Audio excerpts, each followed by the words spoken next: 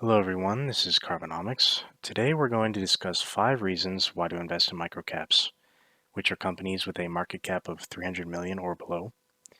There are many common misconceptions about these companies, and we're going to clarify some of these points in this video. The common understanding of microcaps, more commonly known as penny stocks, is that these companies are all scams, essentially involved in pump and dump schemes, to steal money from unsuspecting retail investors. Something similar to Airtime International, which is the fraud company mentioned in The Wolf of Wall Street, which was actually just someone's garage. Well, some of these companies do exist in the public markets, make no doubt about that. Investing in microcaps is no different than what, private equity or angel investors do. It's true that it is easier to be scammed in the microcap space, but all these companies get a bad rap because of a few bad actors. If you write off all these companies, uh, I think you lose out on some incredible opportunities and benefits to your portfolio. The first reason why microcaps are so great to invest in my opinion, is that they provide the best returns of any docile of stocks. Now, that does come with additional risk and volatility in many cases, as I will speak about later. But look at the average returns in data from the Center for Research in Securities Prices, or CRSP. As Mark Vanderwill from Microcap Club explains here, this data is averaged over the span of nearly 100 years from 1927 to 2016. And yes, these returns do factor in the companies that went bankrupt and the companies that went to zero. You can see the deciles here. The average of the smallest bucket of stocks was 114 million market cap. Then the next was 499 million, then 941, and then over a billion upwards, and it goes on. And look at the returns. The microcaps returned a compounded return of 17%. Now keep in mind the average of the S&P 500 is around 8 to 10. So investing in the smallest sector of stocks produces returns on average that significantly outperform the S&P 500. If you're investing in large companies, their average returns are already below that of the S&P. Investing in large caps definitely sets you at a disadvantage to index investing from the start. But your investment strategy is all determined by your risk tolerance. And you can see that in the standard deviations here. The smallest sector of stocks had the highest variation in returns from year to year. In one year, microcaps might go up 50%. In the next, they might be down 50%. It's really up to the individual to decide if they have the proper mentality to hold strong, during those downward pressures. Because high returns are not made when someone's avoiding risk. The second reason to invest in smaller stocks is one of the factors that leads to why these stocks outperform in the first place, illiquidity and volatility. Now, I know that the markets have been volatile over the past few years, but they're typically not seeing massive swings like we are right now. These times are outside of the typical norm. But regardless, a typical investment manager or financial advisor would tell someone to, generally avoid volatility and illiquidity. But you'll notice that the average investor that listens to this advice doesn't tend to perform very well. And the average mutual fund or institution doesn't manage to beat the indexes either. Avoidance of volatility and illiquidity is not the only factor that plays into why the average investor sees lackluster returns, but it's definitely a factor for sure. The inability to stomach volatility is really what leads to investors selling too early or selling at the wrong times when they shouldn't be. Volatility being how rapidly a stock can rise or fall over a sustained period of time. On average, a large stock like Apple will be less volatile than a small stock like a junior oil company, for example. Volatility allows for stocks to outperform. Without potential for large downside, there really is no possibility for a significant upside either. Even then, you can identify stocks with little downside risk, which is what I try to do on this channel. But there is no doubt that microcaps certainly carry more risks than large companies.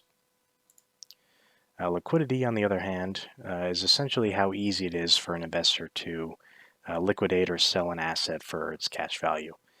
For example, stocks tend to be significantly easier to sell than, let's say, a house. This is an analysis of the best performing 3,500 stocks by quartile. And look at which stocks outperformed here. The smallest stocks with the lowest levels of liquidity tended to be the best performers.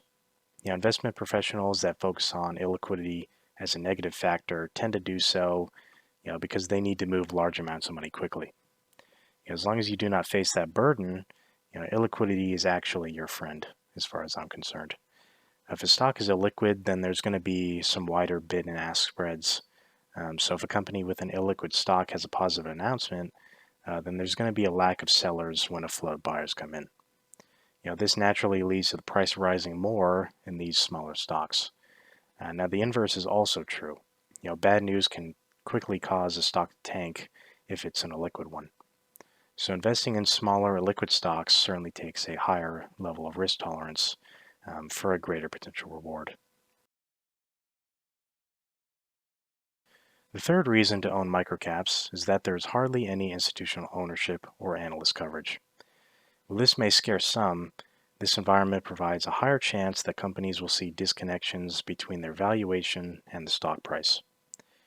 There's a larger chance a company is going to be undervalued or underdiscovered by the market in this situation. With no mainstream analysts broadcasting the undervaluation of a stock, many companies go unnoticed, potentially for significant periods of time.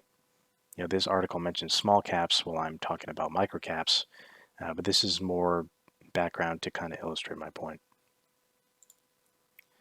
Before and after the GameStop and other meme stock short squeezes, investors like to complain about how these billion-dollar hedge funds are taking advantage of retail investors and how the market's rigged against them. The thing is, these hedge funds have more information and more time to examine these investing opportunities. In rare instances, retail will win out, but most of the time, if you're playing in their field, you're going to end up losing. But you don't have to invest alongside institutions at all. In microcaps, you hardly have to worry about institutions. They can't even invest in these companies if they wanted to. Most of them have requirements that keep them out of microcaps, whether it's based on liquidity, position sizing, or other factors. This space is nearly clear of sophisticated hedge funds, banks, or family offices. The caliber of your competition as an investor in this space is significantly lower, especially in those companies under 100 million market cap. Now here's a little crude representation of capital flows throughout the life of a successful microcap company. When a company is being formed, under 50 to 100 million dollars, most of the time the company will largely have a solely retail investor shareholder base. We could consider this contrarian or smart retail. They see that the market's undervaluing this company, and then they continue to bid the stock price higher, and the company continues to grow until it's large enough for some of the smaller institutions to come in and take a piece of the company. Once it hits that small market cap range of 500 million to several billion, at that point, those institutions push the stock price higher into the multiples of billions until those large institutions can start to take a position. And then at the very end, at the very top, when the smart retail has already made hundreds of percent of gains, that's when the average or dumb retail comes in and hears about the stock. The average investor is just now hearing about the company as its growth is starting to slow. There's still potential to make gains here, but the real killing has already been made long ago. Now the average financial advisor is willing to recommend the company to you. You might hear family members investing in it. As we've all seen over the last 5 years, many times at this point, the company is extremely overvalued. Once the company's stock price rightfully blows up, retail is left holding the bag. My point being, we're so much more likely to see success when the stock, can be undervalued by the market. Once the stock's large enough, everyone understands it, institutions have thoroughly researched it, the upside just isn't as great at that point. The fourth reason why to invest in microcaps is that there are simply more opportunities available. If you're focused exclusively on large companies, you're significantly hindering your possible returns. Just in the United States alone, there are over 7,000 microcaps listed on the US and OTC exchanges. and this doesn't even include all the other companies on other exchanges outside the United States. There's a reason why, a fund manager or a business owner like Warren Buffett makes very limited deals in exclusively large companies. He really has no other choice to actually move the needle. Otherwise, he would be right alongside us buying into microcaps as he did when he was younger. And you don't need to be the next Warren Buffett either to perform well in the microcap space. This is why I preach investing in small companies and in concentration, um, which I could make another video about on later if you guys wanted to see that. If you own a small number of companies, you can perform extensive research into just a few names and thoroughly understand how these businesses operate, the caliber of management, and what events can happen to this company to cause the stock price to move. That knowledge would help you determine and make more informed investment decisions, right? And you'd make less mistakes that way. The last reason to invest in microcaps is that the management teams of these companies are actually within reach. If you follow me on Twitter, then you'd know that I am a shareholder of Abex Technologies. The CEO of Abex, Josh Crum, actually follows me on Twitter, and he semi-regularly interacts with my tweets. It would be easier for me or any investor to reach out to him for a conversation about the company. This is not a luxury you have as an investor in massive conglomerates or tech organizations like Meta or Apple. I can't get on the phone and have a one-on-one conversation with Mark Zuckerberg about investing in Meta. It just isn't going to happen. You can gather a shocking amount of information from interacting with these executives at these companies, and this is really another avenue for you to gain an edge over the general market as well. And don't get me wrong with this video, I'm not advising you to dump your entire portfolio into microcaps, although that is what I do myself.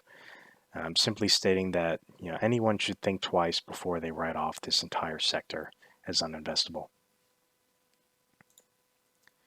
If you're interested in learning more about my investment process, what to look for in companies, and especially microcaps, then I've linked some of the main books that I personally recommend that help to influence my investment process in the description below. And those are affiliate links as well, meaning I would earn a small commission if you purchase one of the books. So it does help out the channel at the same time. But yeah, that is the end of the video. If you enjoyed it, let me know what you think in the comments. Please remember to like and subscribe as it definitely helps out the channel. Thanks for watching.